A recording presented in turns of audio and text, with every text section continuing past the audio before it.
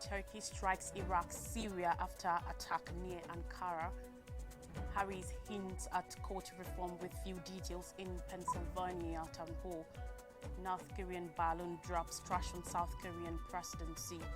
Tropical storm Trami hits Philippines with floods killing at least 24 and thousands evacuated as Cyclone Dana approaches. Stay with me for these and more stories. Turkey's Air Force has hit Kurdish targets in Iraq and Syria in apparent reprisal for an attack on a major state-run defense company that killed 5 people and injured over 20.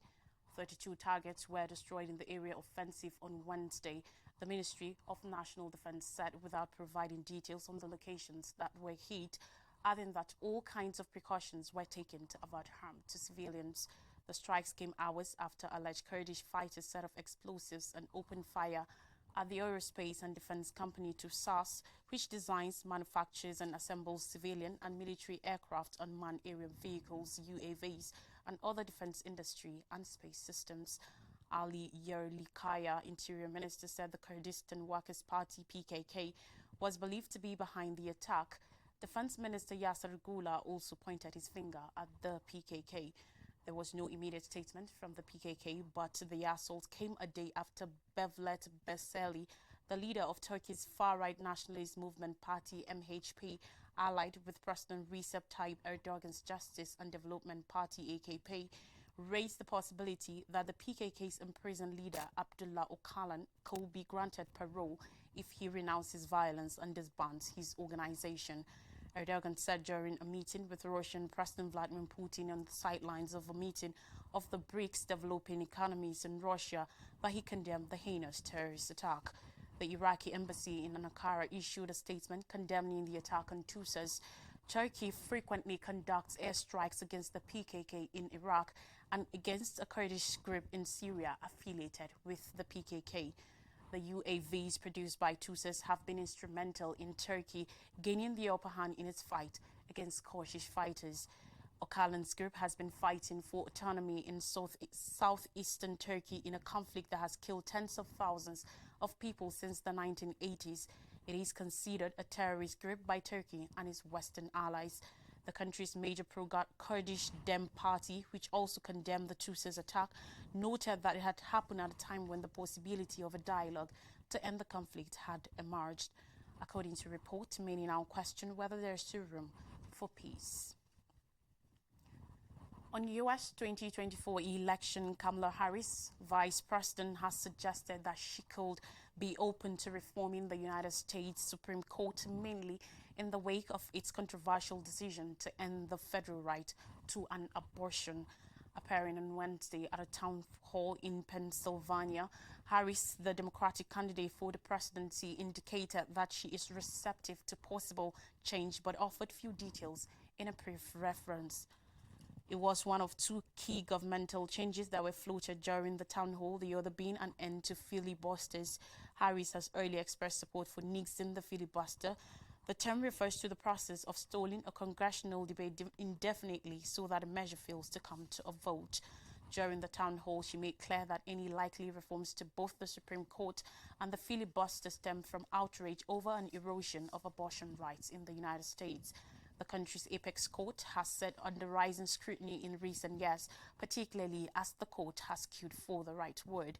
On the ex-president Donald Trump, 3 right-leaning members joined the 9-person bench, giving the court a 6-3 conservative majority.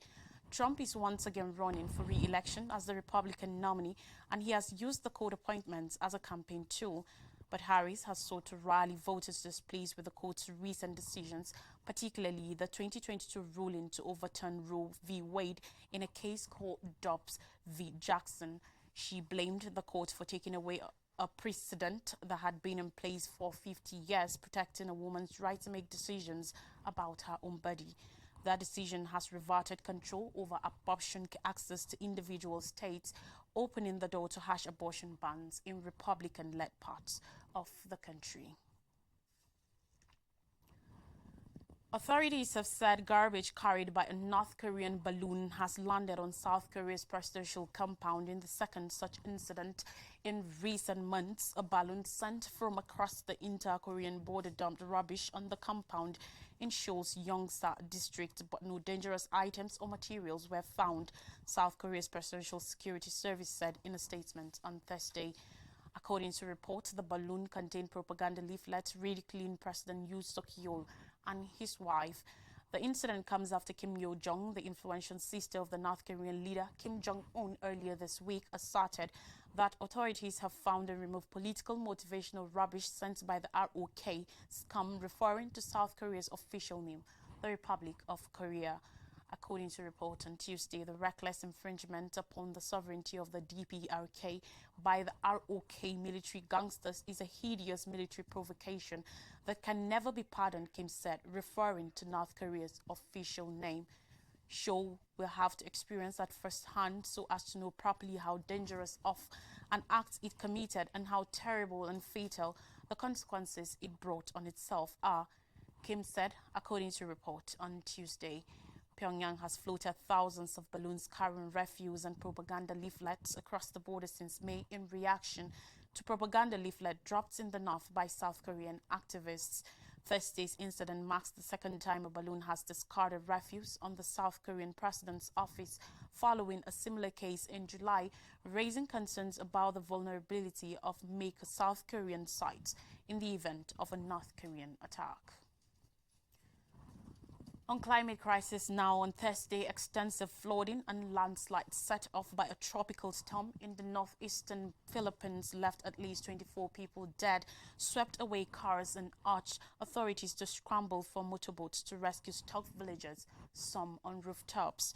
The government closed down schools and offices except those urgently required for disaster response for the second day on the whole main island of Luzon to protect millions of people after tropical storm Trami slammed into the country's northeastern province of Isabela after midnight.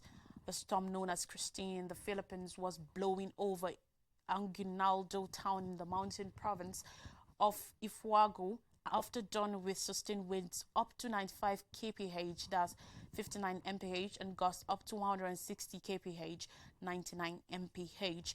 According to state forecasters, it was blowing westward and was forecast to enter the South China Sea later on Thursday. At least 24 people have died, mostly due to drowning in the hard-hit Bicol region and nearby Quezon province, but the figure was likely to increase as towns and villages isolated by flooding and roads blocked by landslides and toppled trees managed to send out reports, police and provincial officials said. Most of the storm deaths were reported in the 6th province Bicol region, southeast of Manila, where at least 20 people have died, including 7 residents in Naga City, which was inundated by flash floods as Trami was approaching on Tuesday, dumping over 2 months worth of rainfall in just 24 hours at high tide, Regional Police Chief Brigadier General Andre Dizon and other officials said. While thousands of villagers who were stuck in flood waters have been rescued by government forces, many more needed to be saved on Thursday in the Bicol region, including some on roofs. About 1,500 police officers have been deployed for disaster mitigation work, according to Dizon.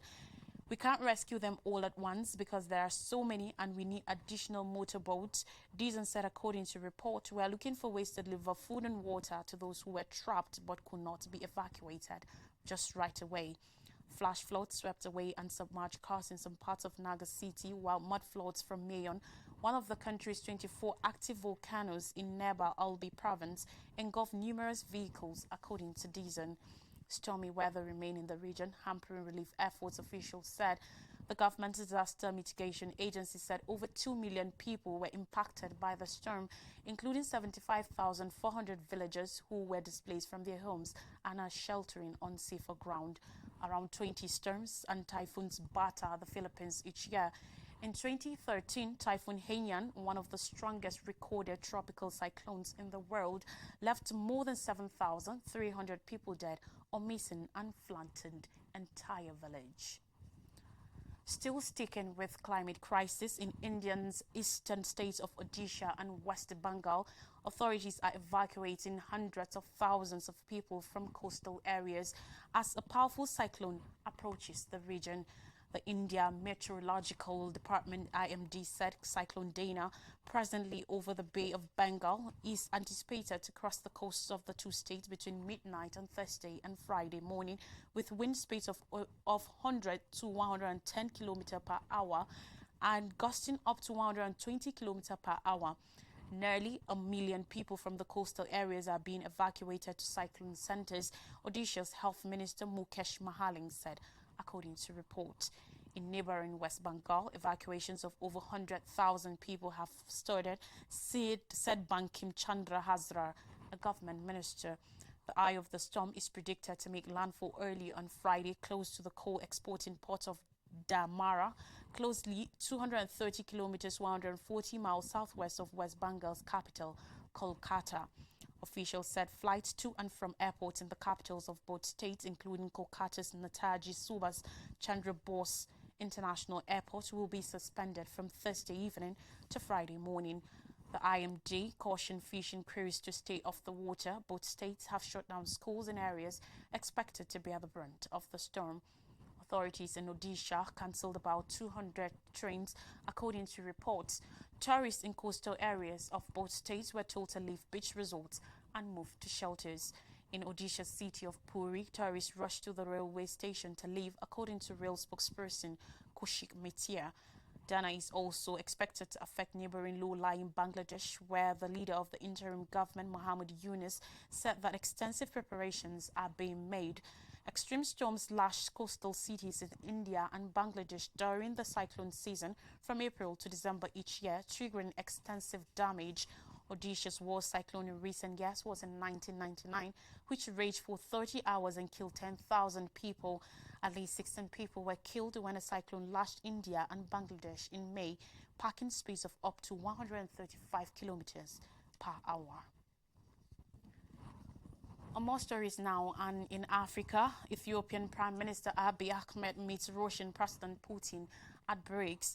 Abiy Ahmed, Ethiopian Prime Minister who is attending his first BRICS summit as a member nation, met Russian President Vladimir Putin for a bilateral meeting on Wednesday. The Russian leader called Ethiopia's integration into the group an important step, welcoming the nation's proximity. Their diplomatic relations date back over a century. In his remarks at the 16th BRICS summit in Kazan, Abiy Ahmed called for strong intra-BRICS trade in major sectors and investment. He presented his country as the third largest economy in sub-Saharan Africa. Ethiopia officially joined the group of emerging economies earlier this year. It is one of the newest members of the bloc. BRICS countries have shown determination to achieve their vision of a multipolar world, echoing the voices of the global south. Some members have even touted the bloc as a counterbalance to Western-dominated world order. MINUSCA chief urges renewal of CAR stabilization mandate. The United Nations Special Envoy for the Central African Republic, CAR, addressed the United Nations Security Council in New York on the situation in the country. On Wednesday, Valentin Rukwabiza stressed that CAR was witnessing a positive momentum from the recent dissolution of active armed groups. She said, and I quote, "I am happy to report that the dissolution of 6 armed groups and 3 factions of armed groups signatories of the political agreement to remain effective and resulted in the disarmament and demobilization of their combatants, with the integration of some of them in the national armed forces," she said. The head of the United Nations multi-dimensional integrated stabilization mission in the CAR cautioned against a risk of backsliding. To avoid this scenario, she notably called for the Council to provide more resources. We therefore count on the continuous and concerted support of this Council to extend the mandate of MINUSCA for an additional year until 15th November 2025 and avail commensurate and timely resources for its implementation. Preparations for local elections due next year have continued to progress. The mandate of the MINUSCA forces includes protection of civilians alongside supporting humanitarian operations, protecting and promoting human rights, and the disarmament, demobilization, reintegration, and repatriation of fighters from neighboring countries. However, MINUSCA personnel have notably faced accusations of sexual exploitation. Permanent representative of Morocco, Omar Hilali, in his capacity as the chairperson of the Central African Republic country-specific configuration of the Peace Building Commission, said in September 2024, the country adopted a new national development plan. This framework aims not only to address the immediate needs of the Central African population, but also aligns with a long-term vision of peace, reconciliation, and prosperity for all Central Africans. Marius Aristide Hauja, permanent representative for Central African Republic, stated that his country now reserves the right to prohibit the entry of goods or services that violate the SOFA or alternatively to tax them. Nevertheless, the country remains committed to working on improving cooperation with MINUSCA on this matter. The Central African Republic is yet to bring a definitive end to armed rebellions and recurrent violence since 2013. We take a breather now, where we come back stories from Nigeria. Please don't go anywhere.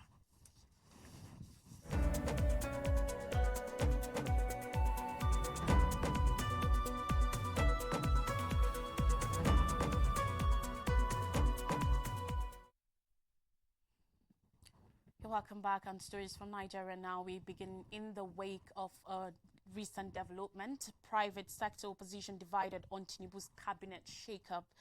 On Wednesday, in a major cabinet reshuffle, President Bola Ahmed Tinubu approved the reassignment of 10 ministers to fresh portfolios, discharged 5, and nominated 7 new others for onward transmission to the Senate for confirmation. These came as the president renamed the Ministry of Niger Delta Development to the Ministry of Regional Development, scrapped the Ministry of Sports Development, and merged the Ministries of Tourism and Arts and Culture to become the Federal Ministry of Art, Culture, Tourism, and the Creative Economy. Yesterday's decision followed the 19th meeting of the Federal Executive Council at the State House in Abuja. The presidency publicized details of the reshuffle in a statement titled Statement on the Restructuring of the Ministries and Ministerial Portfolios. It said the far-reaching actions were meant to reinvigorate the administration's capacity for optimal efficiency pursuant of his commitment to deliver on his pledges to Nigerians.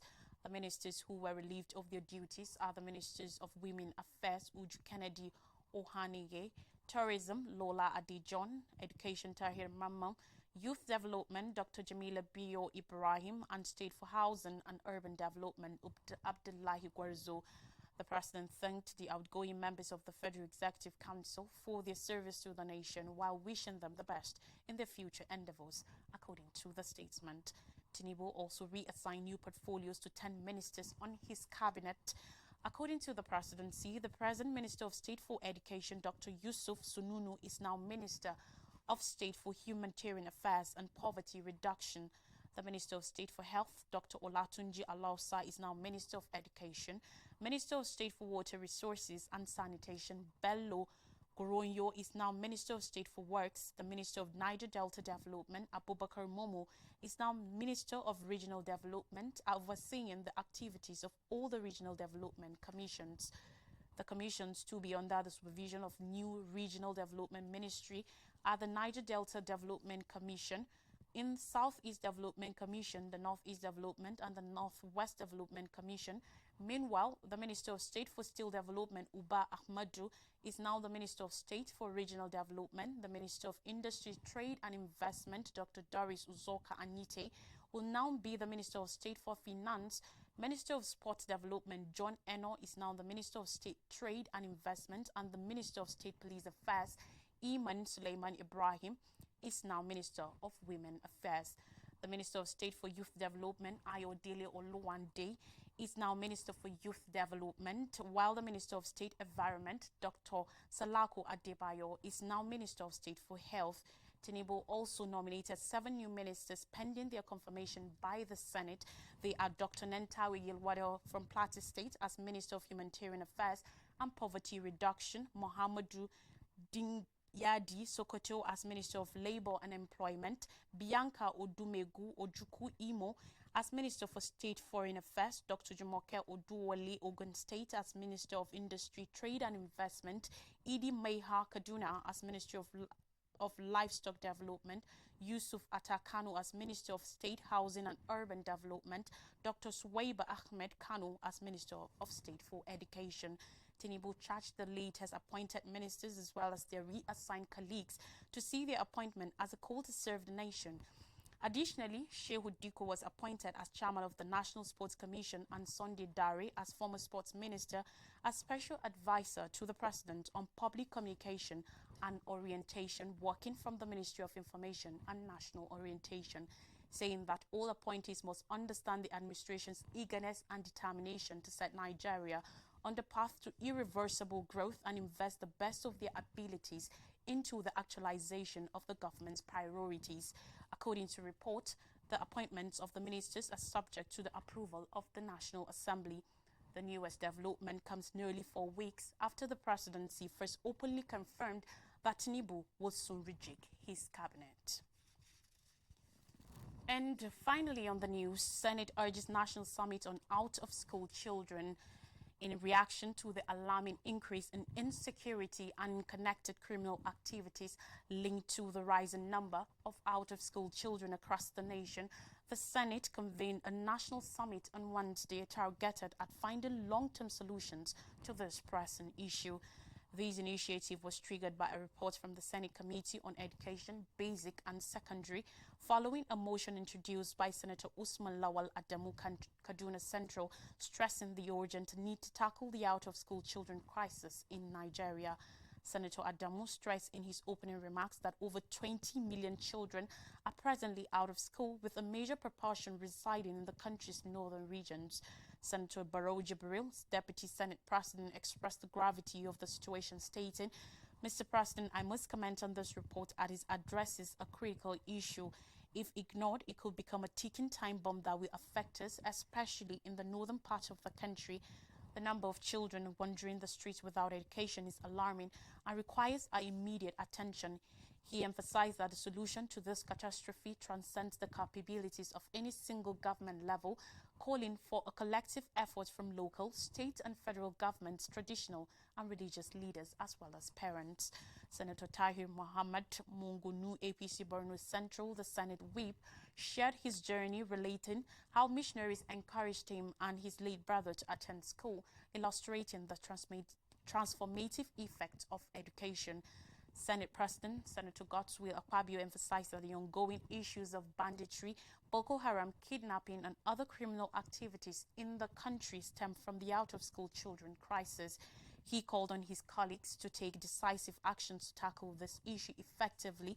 The Senate consequently resolved to convene a national summit involving all tiers of government, state governors, civil society organizations and other stakeholders to deliberate on the matter and seek comprehensive solutions. This motion was initiated by former Bayelsa Governor Senator Siriki Dixon and seconded by Deputy Senate President Senator Jibril Barrow.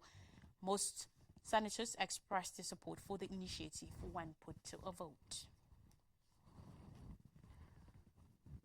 A recap of major stories says Turkey strikes Iraq, Syria after attack near Ankara. Harris hints at court reform with few details in Pennsylvania town hall. North Korean balloons drops trash on South Korean presidency.